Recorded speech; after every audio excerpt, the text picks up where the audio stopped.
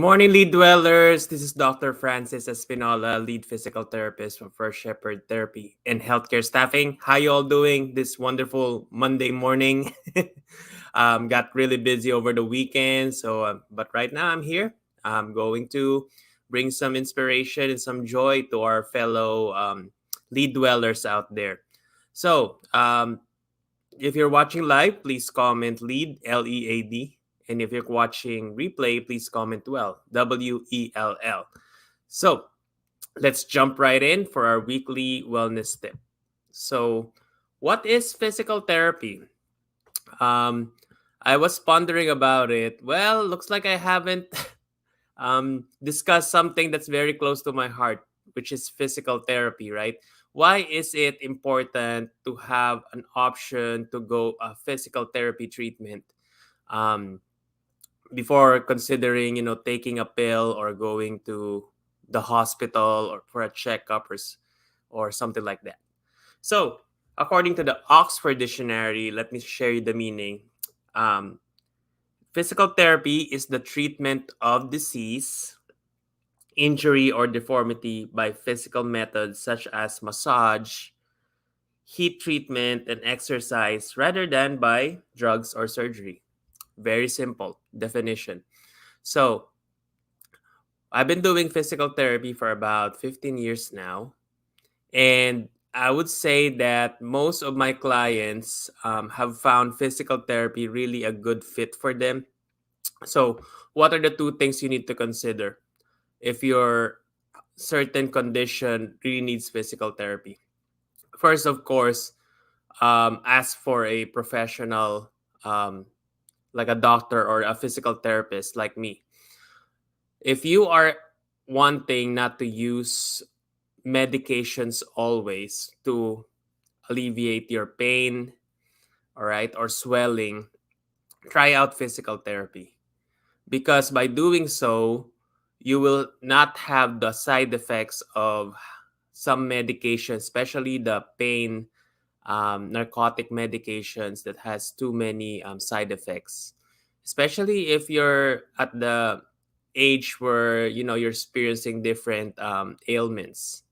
Second, it's very important to consider physical therapy prior to your doctor wanting to just elect you immediately to surgery, like a knee replacement, a hip replacement, a back surgery.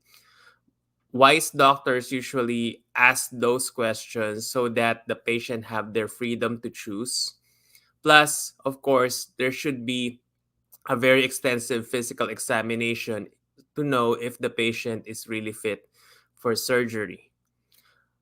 Doctors that know physical therapy and the benefits of it give them option to, let's say, undergo a month or two of physical therapy to work on their backache and find some alternatives while self-managing it also, so that they can function with their work or enjoy the quality of life. Simple as that.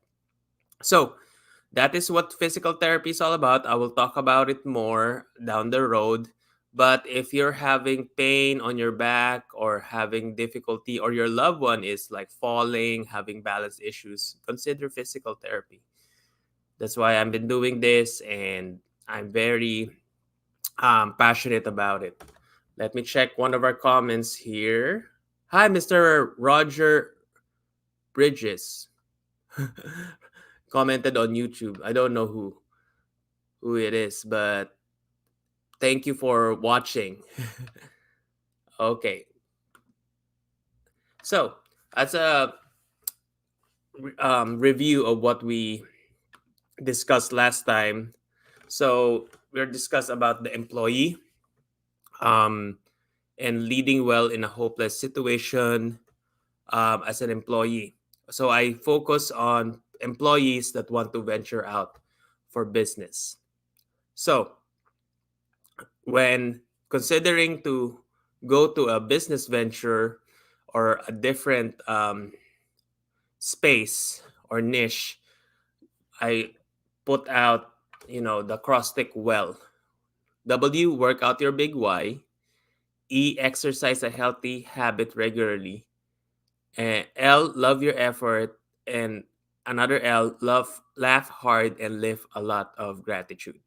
So that's what I've put it out there, so that you can consider, or really, is this business, is this certain niche is a good fit for me? And know your big why. That's the first step. Don't go into business or investing on something that you don't know really why are you doing this, because it's very easy to default back, and you just wasted money if you do that. All right. So I've been pondering about last week why, people want to stay on their current job. And honestly speaking, based on what I realized and research about, not everyone wants to do business. They want to stay on their job. They want to do what they went from school for and apply it to make a living. Simple as that. Some people are just wanting the security of having a job. There's no wrong with that. I'm a believer of it, because if that provides your family, puts a food on the table, go for it. My only question is, what are you um, getting out of it, emotionally, physically, and spiritually? So let me put in this steps, the 4 tips when deciding to stay at your job this 2022. So, number one, honor those in authority. I believe in my heart that whatever situation is, because I've been an employee um, like 14 years prior to starting First Shepherd Therapy. And there's always a feeling that you need to perform, you need to please your boss, you need to just, play your A game every day. The pressure also of the expectation from your boss, from their boss, the leader's leader, and now your supervisor going to you, it will trickle down. And believe me, I've been there, as I shared last episode, that there are some values that me and my former bosses don't align. But guess what? They deserve respect. They deserve to be listened to, because they were placed there for a reason. And of course, they are the leaders. So, meaning they deserve respect. We may have disagreements, but that doesn't mean that I will stab you on the back. Okay, be as professional as possible if you're planning to stay on your job. Okay, if you're feeling like you and your supervisor doesn't get along with, I'll talk about it a little later. Okay, number two, work with excellence or leading up. So, what does leading up mean? I heard this phrase from Craig Rochelle, Pastor Craig Rochelle, and he says about leading up, because you know what? You are a leader as an employee too, and your decisions, your actions make an impact for your supervisors. Take the initiative as empowered by the leader above you. They don't know it all, and everyone is a part of a team. Think about it. Your supervisor has strengths, they have leadership qualities that are also unique from your leadership qualities. Leading up is all about taking the initiative while empowered by your leader. Okay? A leader will appreciate if you can throw ideas in there. If they are a good leader, they will appreciate it. They will appreciate feedback in a private manner. Like, if you think I've done something wrong to you, let's go to a room, let's talk about it. But don't ever correct your leader in front of other people publicly, especially on a morning meeting. Don't do that. As I said, leading back to number one, they deserve respect. Leading up is also checking on your supervisor. Sir, ma'am, how are you doing today? Everything doing good? I just felt like there's something bothering you, or is there something that I can help you with? Simple as that. That's leading up. That's what as employees will add value to your supervisor and will cheer them up if they know that there's someone also willing to listen. Okay, moving forward. Number three, stay teachable and humble. By staying teachable, okay, of course, in the back of your mind, oh, I already know this task. I already been here on this job, let's say for 5 years, and I know the ins and out of the job already. But don't brag about it. Just stay humble and open your mind for other avenues of learning, and be good at what you're doing. The best investment that you can do is really an investment for yourself. Take every feedback also and criticism as an opportunity to grow. Though hard, it's for your own good. When your leader gives you feedback and tells you, I think we need to improve on this, you take it with a grain of salt and don't take it personally, because it's all for your own good. Okay?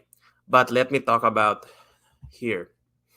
If you feel like your leader is also doing unethical things and is telling you to do something illegal that will cause your license or your being to be put in a place that will have you, let's say, let's just keep it simple, it violates your values in life, then don't do it. Reassess that situation and think if I can really work for this supervisor or company in the long run, because you don't want to tolerate those kind of values, especially if legally you will be put in a place that you will be in trouble. Okay, so here's the thing, if you've been on that job for quite a long time and you just feel drained out because you're not having a raise, this is my tip. Before asking a raise, number four, ask for a career advancement opportunities. All right. So, okay, you're tempted to leave the job because you're not getting a raise. I get it. Okay. To be honest with you, in some industries, especially in healthcare, the only way you can get a raise is actually applying to another job and negotiate your salary. That's just how it is. But if you love the company and you like to say you're tempted to ask a raise, ask for career advancement opportunities first. Okay? Tell them, what can I do to have growth with my career in this company? Ask your supervisor about it. Be honest about it. Instead of saying, oh, I need a raise, I've been here for 5 years, ask for career advancement opportunities. Of course, there's always something in the back of your mind. Oh, career opportunity means more work. Well, sometimes the most dangerous place in life and in work is the place of comfort. If you're not being pushed somehow to bring out the best in you, it means you're not growing, my friend. And think about it. If you don't like that feeling of being pressured, you don't like that feeling that something is always like at the back of your tail, okay? Always looking, checking on you if you're doing something right. If you feel like you don't trust the decision making of your supervisor, then reassess, go to a quiet place, spend time just praying for the whole day, and decide if you need to leave, then leave. Because if you know your worth, you've invested good in your skills, in your capabilities, There's a lot of fishes in the ocean. Move on, right? Meaning, I rather work for a company that will bring me peace than work for just for the money. Because you know what? Instead of thinking that, oh, I don't have enough money to pay my bills, to fulfill my expenses or something like that, maybe you and I need to change our money mindset. Maybe we need to save more money or cut our budget or cut down on what we're doing and stop keeping it up with the Joneses, right? Live simply, right? This is already the holidays. You don't need to bring gifts to everyone. A simple card, a simple, hi, how are you doing? Merry Christmas and a Happy New Year. It's okay. You don't need to prove to them that you have all the money in the world. That's why you work hard so much. I'm sorry, I'm being vulnerable here, but I'm just saying the spirit of Christmas is to really just enjoying it, being with the family. All right? And if you have a friend that's a businessman or just starting up, that person have invested a lot, sacrificed a lot to keep the business going. Okay? And don't expect them that they might give something to you because they have a business, they're rich. No. All of us here are working hard because if I don't work, if I'm a businessman, I don't work, I won't bring food to the table. Okay? Just being real. Hashtag keeping it real right here. All right. So, out of all these four tips, so let me just review that. Honor those in authority. Number two, work with excellence or leading up. Stay teachable and humble as an employee. And before asking a raise, ask for career advancement opportunities. Here's my question. If you're really wanting to stay on your job in 2022, what are you becoming as a person while staying at your current job? I'll repeat that again. What are you becoming as a person while staying at your current job? Are you a person of peace, of hope, of inspiration while staying on your job? Or it's slowly turning you to someone that is always having depression, having self pity or guilt because you're not just happy with it? Think about it. Find someone, a career mentor, a career coach to guide you the ropes. Okay, because you don't want to spend another year feeling horrible and not knowing what your passion is or exercising it. Okay, so if you're enjoying their job, thank you, God.